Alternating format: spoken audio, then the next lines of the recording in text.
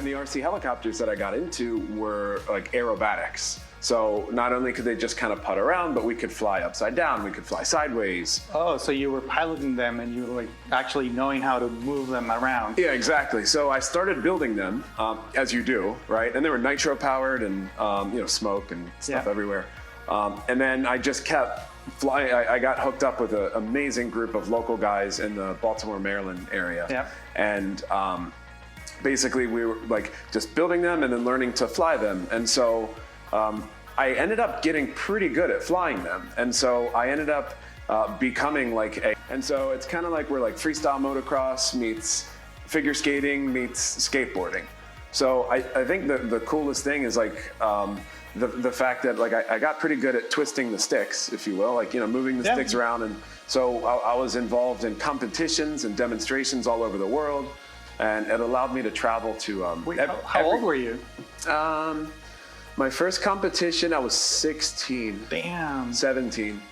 And then, did that for a while. Did that until, I think, 2013 or so. So getting my mechanical engineering degree, designing, kind of traveling, doing these demos and such. And then I think the course, we kind of went to a new course, a new era in 2007.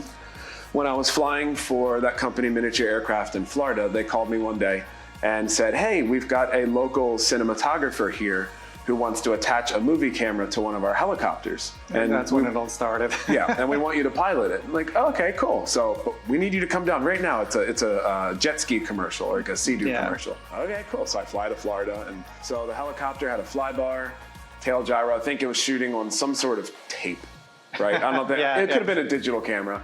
A servo, gimbal, stabilization, right?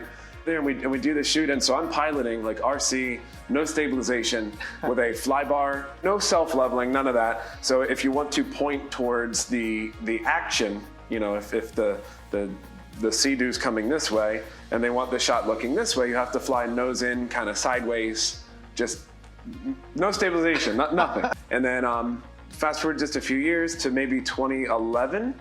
2011, we started working. We took what we had with a helicopter, where we then started flying the Red movie camera. Oh, nice. So we started flying the Red on a helicopter. More expensive payloads than the 5D, like a right? 60 grand camera or something, right? All based around a $700 Chinese or Taiwanese helicopter. And so we started migrating. I feel like people don't realize how fragile things were at the beginning. Yeah, it was very delicate. And the hardest part with the helis was just vibrations. So you'd get these oscillations and the tail spinning, I don't know, 8,000 RPM, 5 to 8,000 RPM. So it's just like, there's a lot of tuning with the helis. Yeah. So it's like, hey, we should build a drone for this.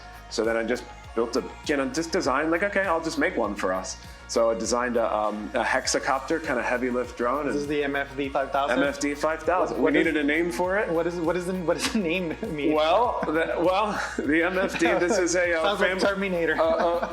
It's a family-friendly show. The MFD could stand for my favorite drone or something kind of My favorite drone. It could stand for anything. So we got to go film everything. Like we filmed things for SpaceX.